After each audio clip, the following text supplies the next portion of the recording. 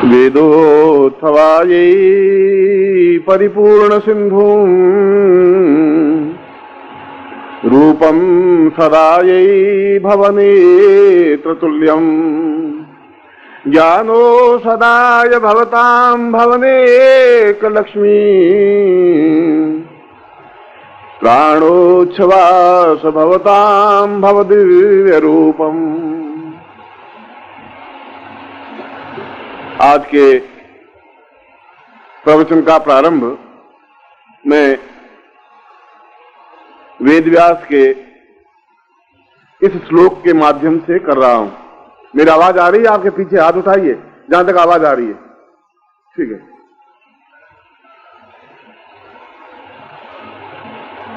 वेदव्यास ने इस श्लोक में कुछ ऐसा तथ्य उजागर किया है जो हमें समझने के लिए बाध्य करता है। वेदव्यास वो ऋषि हैं जिन्होंने ऋग्वेद काल से लगा करके और परीक्षित काल तक जो कुछ भी घटनाएं घटित हुई आर्यों की, आर्य कहां से सिंधु नदी से रवाना हुए, क्या हुआ, कैसे ऋग्वेद की रचना हुई, कैसे पुराण बने, किस प्रकार से उन्होंने साधनाएं की, कौन से मंत्र थे, उनकी जीवन की घटनाएं क्या थी, उन सबको जो एक जगह एकत्र किया उनको पुराण कहा गया। और वो सब बिखरी हुई जो घटनाएं थी, विश्वामित्र और वशिष्ठ और कणाद और अत्रि और पुलस्त्य, उन सब की जीवन की घटनाओं को, उनकी साधना की घटनाओं को जिन ग्रंथों में लिख करके एकत्र किया गया वे पुराण कहलाए। इसीलिए वेदव्यास को बहुत महत्ता दी गई है। इसीलिए उनकी बात को प्रामाणिकता दी गई है कि वे अपने आप में त्रिकालदर्शी थे। उन्होंने देखा ऋग्वेद काल से लगा करके वे जब तक जीवित रहे तब तक के क्षणों को।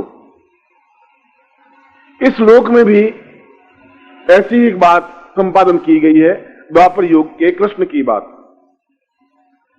जब कृष्ण बड़े हुए ग्वाल बालों के बीच में और एक राजा का पुत्र वासुदेव, अपने आप में मथुरा के उच्च कोटि के राजा, और उनके राज्य को कंस ने जबरदस्ती हड़प करके राजा बन बैठा। मूल तो राजा तो वही थे वासुदेव, और उनको जेल में डाल देने की वजह से अपने पुत्र को बचाने के लिए उन्होंने उसको गोकुल भेज दिया नंद के पास में। और जैसे ग्वाल बालों के बीच में एक व्यक्ति बड़ा होता है, लड़का बड़ा होता है, वैसा वो गाय चराते हुए यमुना नदी पर घूमते हुए गोपियों के साथ छेड़खानी करते हुए, मगर राजपुत्र के लक्षण थे नहीं। राजपुत्र तो एक अलग चीज होती है, यह एक अलग मार्ग था। और इस मार्ग से चिंतित वसुदेव भी थे। और वेदव्यास कह रहे हैं कि वसुदेव ने निश्चय किया कि इस कृष्ण को यहां से हटा करके किसी ऐसे गुरु के पास भेजना पड़ेगा जो गुरु इसको पूर्णता दे सके, संपन्नता दे सके, जो इसको वह चीज सिखा सके, बता सके जो एक राजा के लिए अनुकूल हो, उचित हो, पूरा यशस्वी राजा बन सके। और उसको उज्जैन भेजा गया सांदीपन आश्रम में। और सांदीपन वे ऋषि थे जो अपने आप में भगवती लक्ष्मी के अनन्य श्रेष्ठ साधक थे, अद्वितीय ऋषि। केवल संसार में भृगु के बाद में और ये चौथे ऋषि थे जिनको संजीवनी विद्या ज्ञात थी, मरे हुए व्यक्ति को जीवित कर देने की क्रिया। उत्तर प्रदेश में मथुरा के पास में, गोकुल और वृंदावन के पास में तो सैकड़ों गुरु होंगे, उनके कुलगुरु भी होंगे। मगर शेष सांदीपन आश्रम के पास भेजने और सांदीपन के पास भेजने के पीछे मकसद इतना ही था कि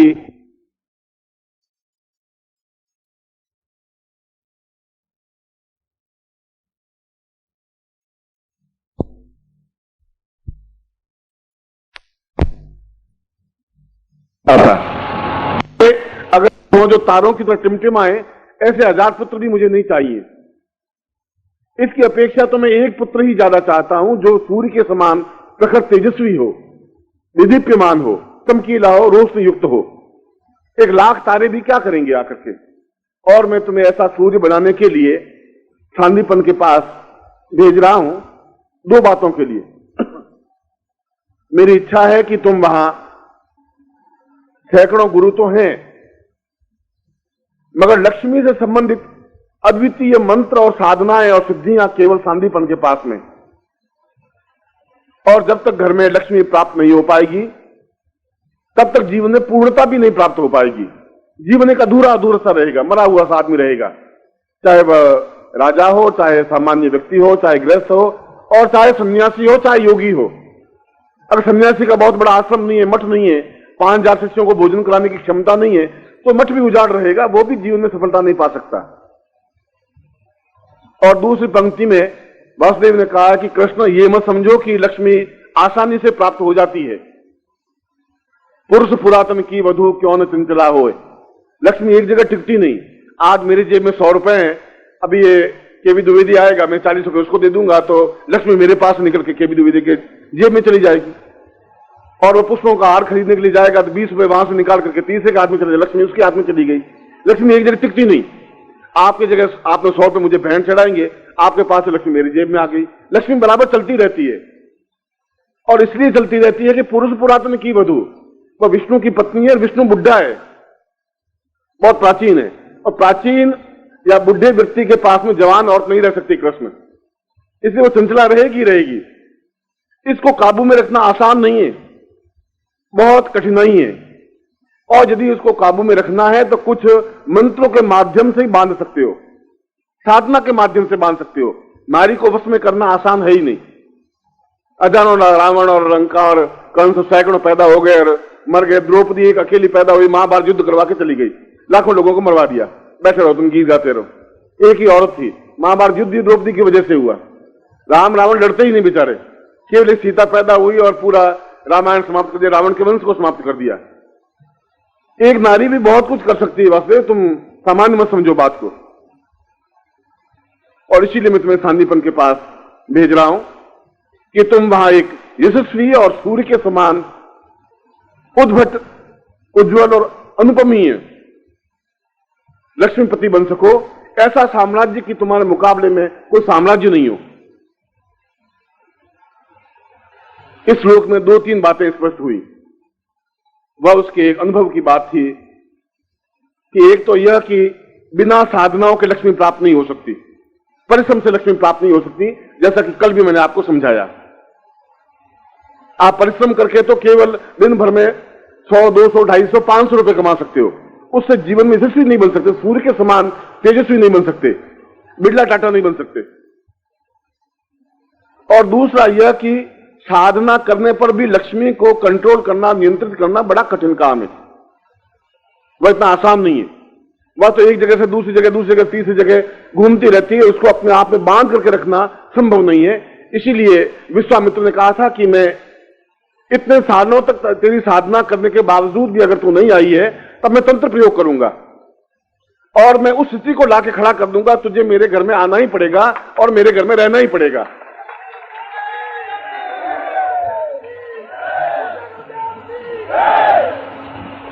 और ये तंत्र के माध्यम से या मंत्र के माध्यम से, आप चाहे मंत्र कहें चाहे तंत्र कहें, यह तो उन मंत्रों के माध्यम से एक संभावना है।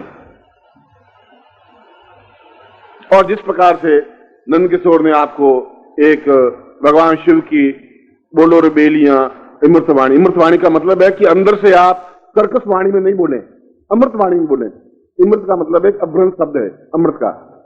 उस वाणी बड़ी मधुरता के साथ ऐसा बोलेंगे कि जो हर हर महादेव बोलना है भी तो एक अमृतवाणी में बोलना है। और जैसे बेल पेड़ का सहारा लेकर के ऊपर बढ़ जाती है, उसी प्रकार से पेड़ का सहारा आप लेकर के बढ़े।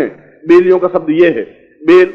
और बेल अपने आप में बढ़ नहीं सकती, उसके लिए किसी तने की जरूरत है, कि सहारे की जरूरत है। और आप भी अगर बेल हैं तो आप ऐसी आवाज निकालेंगे तो पूरा पेड़ आपको मिलेगा ही मिलेगा, जिसके तने के सहारे आप ऊपर पहुंच जाएंगे।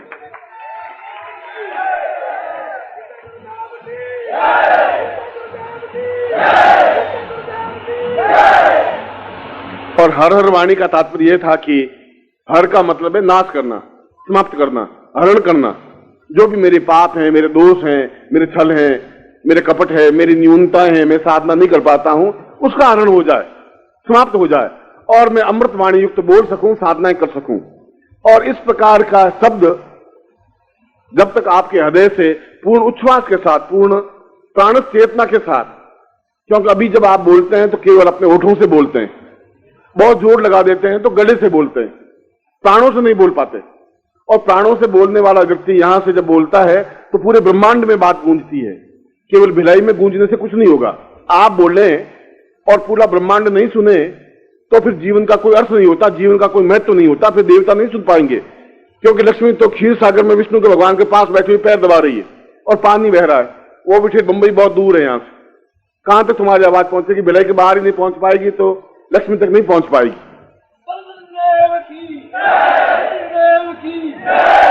और इसीलिए कल मजबूरी में मैंने आपको आपकी जाति, आपका रंग, आपका स्वभाव और आपका शरीर समझाना पड़ा था कि तुम गीदड़ नहीं हो, गीदड़ों के आसपास पैदा हुए हो तो तुम शेर, मगर परवरिश तुम्हारी किसी और ढंग से हो गई है और तुमने अपने आप को सियार समझ लिया कि हम कुछ नहीं कर सकते, एक हुआ कर सकते, आवाज भी निकाल नहीं सकते और दुबक जाएंगे। आवश्यकता है तुम्हें एक हुंकार भरने की, एक प्राण चेतना जागृत करने की, आवश्यकता बेल बनने की और ऊपर उठने की क्रिया। बेल बनकर भी मर जाए तो बेल से कोई फायदा नहीं, उसकी इच्छा हो कि मैं ऊपर उठूं और फिर कोई ऐसा सहारा मिल जाए। उसी प्रकार के जीवन में जो बात कृष्ण के पिता ने, वसुदेव ने कृष्ण को समझाई और जो वेदव्यास ने श्लोक में स्पष्ट किया, वही बात मैं आपको वापस 5000 वर्षों बाद समझा रहा हूं कि जीवन में कुछ भी सार्थकता नहीं बन सकती जबकि हम जीवन में आर्थिक दृष्टि से संपन्न नहीं हो जाए। और कल मैंने फिर लक्ष्मी का अर्थ समझाया था कि हमारा सौंदर्य, हमारे जीवन, हमारी प्राण चेतना, हमारे पुत्र पौत्र, बंधु बांधव, घर बार, यश सम्मान, प्रतिष्ठा, ये सब कुछ लक्ष्मी के अंतर्गत है। अभी अनीश ने पानीपत में उसने काम किया और यहां पर जो माइक पे बोल रहा था उसका संकल्प नहीं था, संकल्प शब्द गलत था, वह याचना थी, उसकी इच्छा थी। उसने पानीपत में भी कहा था कि मैं 108 दीक्षा लेना चाहता हूं, मैं कहा अभी टाइम नहीं आया है, तुम नहीं ले पाओगे। कि गुरुजी मैं लखपति हूं, मैं जानता हूं, यहां पर पानीपत के प्रत्येक कंकर के नीचे एक लक्ष्मी दबा हुआ है। अगर दिल्ली में चले जाएं चांदनी चौक में तो एक कंकर उठाएं तो 2 लखपति नीचे दबे हुए हैं। लखपति होना बहुत बड़ी बात नहीं है, उसमें यदि भाव नहीं है दीक्षा लेने का, समर्पण होने की क्रिया नहीं होगी, तब तक दीक्षा देने से कोई फायदा नहीं होगा। सामान्य दीक्षा दी जा सकती है, धन्वंतरी दीक्षा दी जा सकती है, 108 दीक्षाएं तो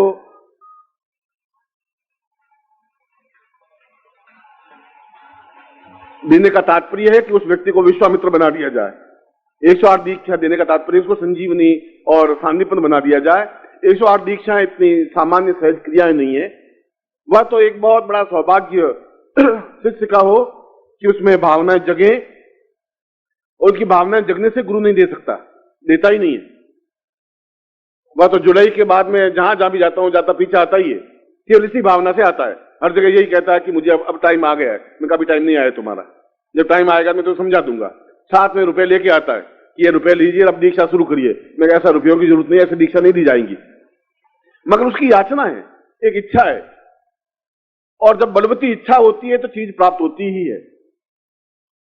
इसलिए कि हम केवल एक तारा ही नहीं बने, एक छोटे से लखपति करोड़पति नहीं बने, अपने आप में अद्वितीय बने, एक ऐसे पिता की संतान बने कि हमारे नाम से पिता प्रसिद्ध हो, हमारे कुल प्रसिद्ध हो, आने वाली पीढ़ियां प्रसिद्ध हो कि वह कोई व्यक्तित्व था जिसने अपने आप में जीवन में इतना अद्वितीय कार्य किया, 100 मंदिर बनाए, हजारों लोगों को भोजन करवाया, अपने जीवन में धनपति बना, यशस्वी बना, कीर्ति यश सम्मान बना। और कीर्ति और यश जीवन के सबसे दुर्लभ क्षण होते हैं। धन तो आ सकता है, धन तो अभी कोई आदमी, तुम जाओ रात को 11 बजे को लड़का जाए, थप्पड़ मार करके जेब से 500 रुपए निकाल दो, धन तो आ जाएगा। धन तस्करों के पास बहुत है, और तुमसे ज्यादा वेश्याओं के पास धन है। प्रत्येक वेश्या के पास 50 लाख रुपए हैं, तुम्हारे पास है ही नहीं। उनके पास कीर्ति नहीं है, यश नहीं है, सम्मान नहीं है, प्रसिद्धि नहीं है। वह प्रसिद्धि प्राप्त करना जीवन का एक सौभाग्य होता है, और ऐसा सौभाग्य जब प्राण चेतना जागृत होती है, जब अंदर एक हिलोर उठती है, जब लिपटने को जी आतुर हो जाता है, जब अपने आप में एक भावना जगती है कि मुझे ये साधना करनी है, और उस साधना में पूरे भावना से भाग लेता है, तब जीवन में वह सब कुछ प्राप्त हो सकता है। इस नवरात्रि शिविर में मैं ऐसी स्थितियां देना चाहता हूं, एक एक स्टेप से, वन बाय वन, कि इसके बाद आपको ऐसा करना चाहिए। क्योंकि अगर आपको 50 सीढ़ी के ऊपर के भवन में पहुंचना है तो एकदम से छलांग नहीं लगा सकते। आप लगाएंगे तो गिर जाएंगे, घुटने टूट जाएंगे। मुझे आपको बताना है कि अब आप एक सीढ़ी चढ़े, फिर दूसरी सीढ़ी, फिर तीसरी सीढ़ी, मगर इस नवरात्रि में पूरे भवन तक पहुंचा दूं, अगर आप मेरे साथ होंगे तो।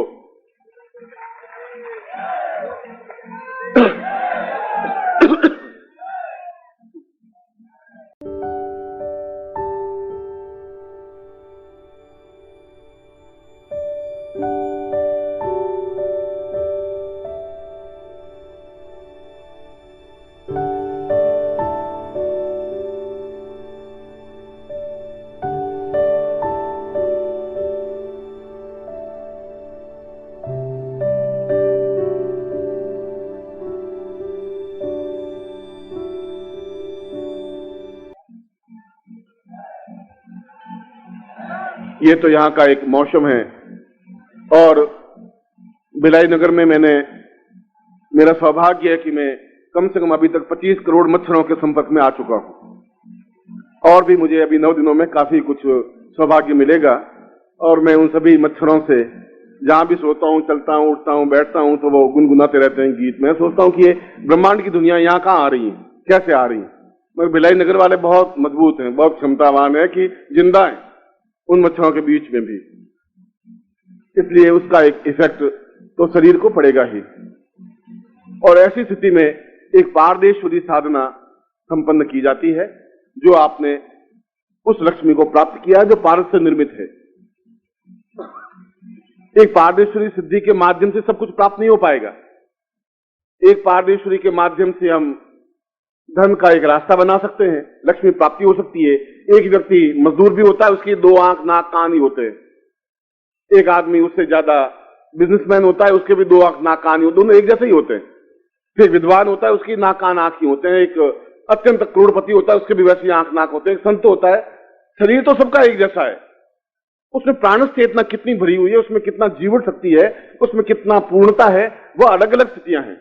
पारमेश्वरी लक्ष्मी तो सबकी एक जैसी होती है, चाहे सांदीपन ने कृष्ण को दी हो, चाहे विश्वामित्र ने राम को दी हो, और चाहे मैंने आपको दी हो। मगर उसमें मंत्र चेतना कितनी है और आपकी उसमें कितना जुड़ाव है, लगाव है, संबंध है, वो एक अलग अलग है।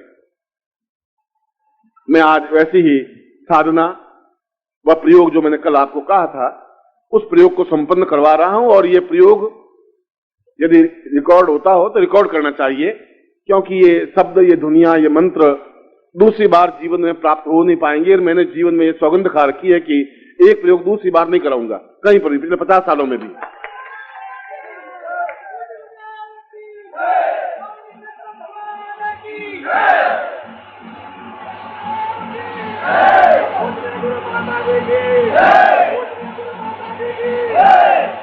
मैं ऐसा ही प्रयोग उस पारदेश्वर लक्ष्मी का जो पैकेट आपके पास में है, उसके माध्यम से मैं संपन्न करवा रहा हूं। और उस श्लोक को मैं अभी आपको पूरा समझाया नहीं, 1-2 मिनट में आपका और समझा दूंगा, आपके सामने रास्ता स्पष्ट हो जाएगा।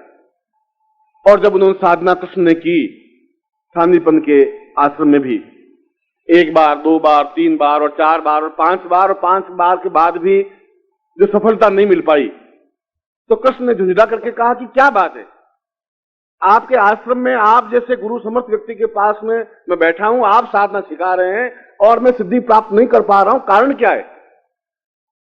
वेद व्यास कह रहे हैं कि वो झुंझलाहट तीसरे लाइन में जो है, कृष्ण बहुत झुंझलाए, क्या बात है, ऐसा क्यों हो रहा है। और चौथी लाइन में उसका समाधान सांदीपन ने किया कि जब तक तुम्हारे जीवन के दोष, इस जीवन के या पिछले जीवन के या पिछले जीवन के, आप एक जीवन को अलग अलग देख रहे हैं, या आपकी आंख कमजोर है। ये हमने ऐसा निश्चय किया, आज 17 तारीख है, कल 18 तारीख है, ये तो हमने उस काल को टुकड़ों में बांटा है, एक 24 घंटे अलग बांट लिए। उस काल को टुकड़े नहीं हो सकते। हमने अगर 24 घंटे नहीं बनाते, 22 घंटे का दिन रात बनाते, तो 22 घंटे में टुकड़े हो जाते उसके। हमने उस समय को बांटा है, 17 तारीख है, 18 तारीख है, 19 तारीख है, कालखंड तो एक है पूरा। आयुर्वेद काल से, ऋग्वेद काल से लगा करके आज तक, आज से 10,000 साल बाद भी उसको टुकड़े में नहीं बांटा गया है। और जब कालखंड को देख सकता है, समय को देख पाता है, उस काल पुरुष को देख पाता है, तो पूरे पुरुष को देख पाएगा। वो जिसकी दृष्टि है वो पीछे भी देख पाएगा 5000 वर्ष, क्योंकि चीज तो एक ही है, और आगे भी देख पाएगा 5000 वर्ष तक। मैं अगर आपको देखूंगा तो पूरे 5 फुट के पूरे शरीर को देखूंगा, क्योंकि मुझे पूरा शरीर आपका दिखाई दे रहा है। ऐसा नहीं है कि मैं आपकी आंख देखूं और फिर नाक देखूं, ऐसा दिखाई नहीं देगा।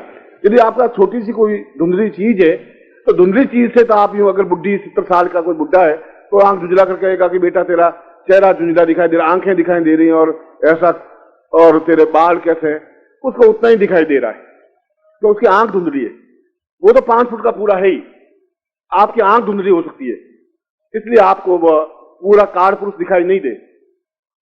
और जब काल पुरुष दिखाई दे जाता है, उस समय को देखने की शक्ति प्राप्त हो जाती है, वो दिव्य दृष्टि प्राप्त हो जाती है, तो मालूम पड़ता है कि पिछले जीवन में जो हमने काम किए हैं उसका फल भी इस जीवन में भोगना ही पड़ेगा।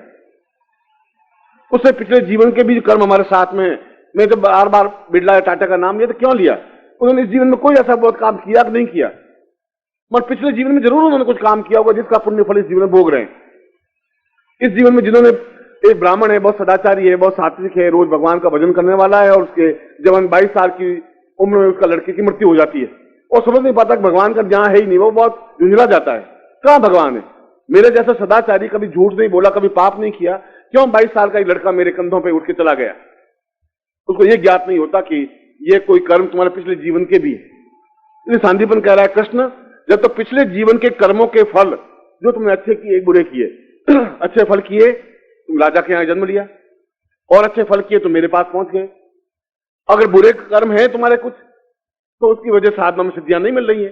1 बार 2 बार 3 बार 4 बार, या तो बार बार आप उसको प्रयत्न करिए, या उसका कोई प्रयत्न है, कोई प्रयोग है, कोई उपाय है, उसको हम संपन्न करेंगे। मगर मूलभूत अर्थ यह है कि हमें सिद्धि मिलनी चाहिए, तुम्हारा ड्यूटी है, तुम्हारा धर्म यह है, और मैं तुम्हारे इस बीच में साथ में हूं।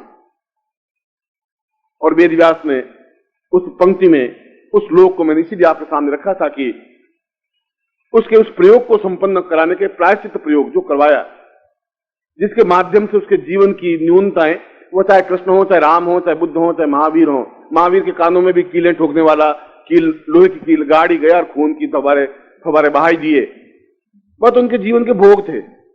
जिसके जीवन के भोग हैं, या तो समन करे आदमी, पूर्ण 80 साल 100 साल की उम्र में भी जवान बना रहे, बोलने में, चलने में, यश में, सम्मान में, धन में, प्रतिष्ठा में, पौरुष में और गृहस्थ में, और या फिर उन कर्मों को भोगता रहे, छीनता रहे, रोता रहे और भगवान को गालियां देता रहे, अपने आप को पछताता रहे।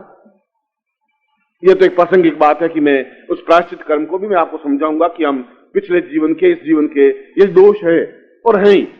हमको चाहे अनचाहे झूठ बोलना पड़ता है, छल करना पड़ता है, कई बातें ऐसी होती हैं जो हम नहीं करना चाहते, करने पड़ते हैं।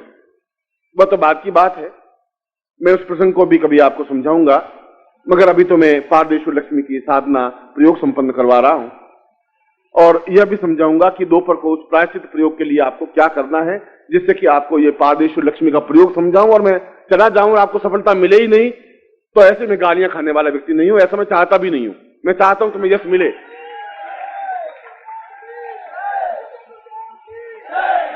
अपने जीवन की चादर पर मैं ऐसा कोई धब्बा नहीं लगाना चाहता, ऐसे कोई कालिख लगाना नहीं चाहता कि आपने कहा और गुरुजी हमने तो पिछले साल भर करते रहे, हुआ कुछ नहीं, मंत्रों में कुछ होता ही नहीं गुरुजी, ऐसा मैं शब्द नहीं सुनना चाहता।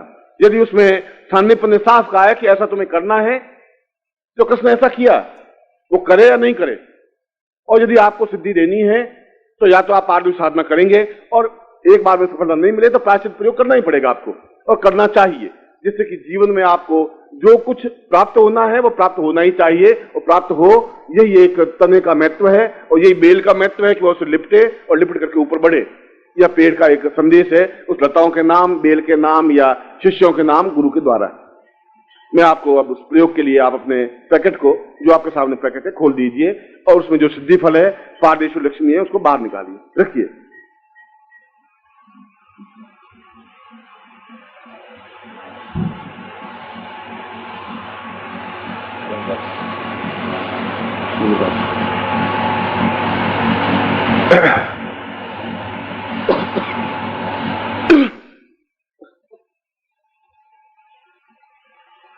हाथ जोड़ दीजिए। लक्ष्मी के साथ साथ गणपति को हम स्मरण करें, और जब गणपति को स्मरण करें तो गणपति का चित्र आपकी आंखों के सामने आना चाहिए। इतना विधान का प्राण चेतना का मतलब यही है कि हम जब देखें तो दिखे, धुंधला सा ही दिखे पर दिखाई दे। विघ्नेश्वराय वरदाय सुरप्रियाय लंबोदराय सकलाय विकृताय नागाननाय विभूषिताय गौरी सुताय गणनाथ नमो नमस्ते। भक्तार्थिनाशन पराय गणेश्वराय सर्वेश्वराय सुभदाय सुरेश्वराय विद्याधराय विकटाय च वामनाय भक्त प्रसन्न वरदाय नमो नमस्ते। नमस्ते ब्रह्म रूपाय विष्णु रूपाय ते नमः। नमस्ते रुद्र रूपाय करी रूपाय ते नमः। विश्वरूपस्य रूपाय नमस्ते ब्रह्मचारिणे भक्त प्रियाय देवाय नमस्तभ्यं विनायक लंबोदर नमस्तभ्यं सत्यम मोदक प्रिय निर्विघ्नं कुरु मे देव सर्वकार्येषु सिद्धा। श्रीमन्महागणाधिपते नमः। लक्ष्मी नारायणाभ्यां नमः। उमा महेश्वराभ्यां नमः। सती पुरंदराभ्यां नमः। मातृ पितृ चरण कमलेभ्यो नमः। इष्ट देवताभ्यो नमः। कुल देवताभ्यो नमः। ग्राम देवताभ्यो नमः। स्थान देवताभ्यो नमः। वासुदेवताभ्यो नमः।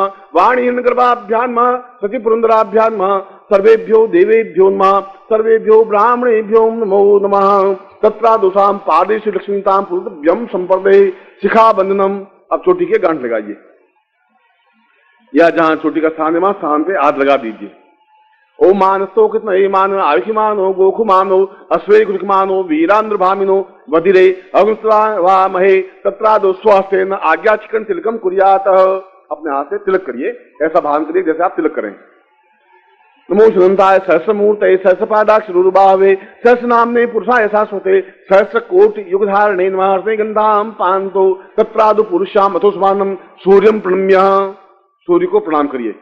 ओम तत्सुदे वहितम पुरुषता चुक्रम उचरता पशेम सरदा संजीवे मसरदा सतगुण सुनियाम सतम साम असीम आक्षा पुरुषाम सूर्य तेजस्विता मम ग्रहे मम स्थाने मम मंदिरे मम देहे मम प्राणे स्थापयामि साम पूर्णता सिद्धि प्राप्ताय सोद्यम संपर्दवे। आप नीचे कर लिए। 10 दिक्पालेभ्यो नमः। हाथ जोड़ के 10 दिशाओं को आप प्रणाम करें। पूर्वे इंद्राय नमः। वो इंद्रम सा पुरुषम यमान नमः। दक्षिणे यमान नमः। पश्चिमे वरुणाय नमः। उत्तरे कुबेराय नमः। अग्रजान्तां विष्णवे नमः। पृथ्वी वासुक्ये नमः। समुद्र दिक्पालेभ्यो रक्षतम। ओम रक्ष रक्ष गणाध्यक्ष रक्ष प्रेलोक रक्ष भक्तानां भयंकता त्राता भवार्णवाद तां पुण्यरक्षा बंधनम सा पूर्णतां सिद्धि प्राप्ता निमित्तम सतभ्यम संपर्दये एतस्मानं संकल्पम कुर्यात। हाथ में जल लेकर के संकल्प करें। और मैं संकल्प आपके इस पुस्तक के 27 पेज पर लिखा हुआ है, इस पुस्तक में लिखा हुआ है। तो आपके पास पुस्तक है और नहीं है तो आपके पास रहनी चाहिए, जिससे कि आपको ध्यान रहे। हाथ में जल लीजिए दाहिने हाथ में। ओम अस्य श्री सिद्ध पारमेश्वरी लक्ष्मी मंत्रस्य हिरण्यगर्भ ऋषि अनुष्टुप छंद श्री महाकाली महालक्ष्मी महासरस्वत्यो देवता श्रीम बीजम रीम शक्ति क्लीम कीलकम मम। अपना नाम बोलिए। सर्व क्लेश बोलिए। सर्व क्लेश पीड़ा परिहारार्थम सर्व दुख दारिद्र्य नाशनार्थम सर्व कार्य सिद्ध्यर्थम च श्री सिद्ध पारदेश्वरी लक्ष्मी मंत्र पाठे विनियोग। इसमें जपे छपा हुआ है और जपे शब्द सही है। जब आप मंत्र जाप करें तब जपे। अभी तो पाठ करवा रहा हूं इसलिए पाठ शब्द बोला है। और जब आप मंत्र जाप करेंगे तो फिर जपे ही बोलना है। छोड़ दीजिए इसको, जल को छोड़ दीजिए। आपके पास चावल है, बाएं हाथ में थोड़े से चावल लीजिए। उबला हुआ पानी, ऐसा पानी उबला हुआ बिल्कुल। और मैं 8 दिशाओं, 8 दिशाओं का मतलब पूर्व पश्चिम उत्तर दक्षिण अग्नि ईशान वायव्य नैऋत्य, ये 8 दिशाएं हो गई। और 9वीं दिशा अंतरिक्ष आकाश, 10वीं दिशा पृथ्वी। ये 10 दिखाई हुई मूलभूत 8 दिशाएं हैं। उनको आप, मैं मंत्र बोलता रहूंगा, 8 दिशाओं में आप अपने चावल छिड़केंगे। 8 दिशाओं का पूजन कि वहां जितनी भी संसार की शक्तियां हैं वे सभी मेरे यहाँ उपस्थित हों और मुझे सहायता करें, इसलिए ऐसा है। ओम उमाई नमः। ओम सरस्वती नमः। ओम धरण्यै नमः। ओम देव्यै नमः। ओम श्रियै नमः। ओम दुर्गायै नमः। ओम गायत्री नमः। ओम उषायै नमः। अब आप अष्ट शक्तियों का पूजन करें।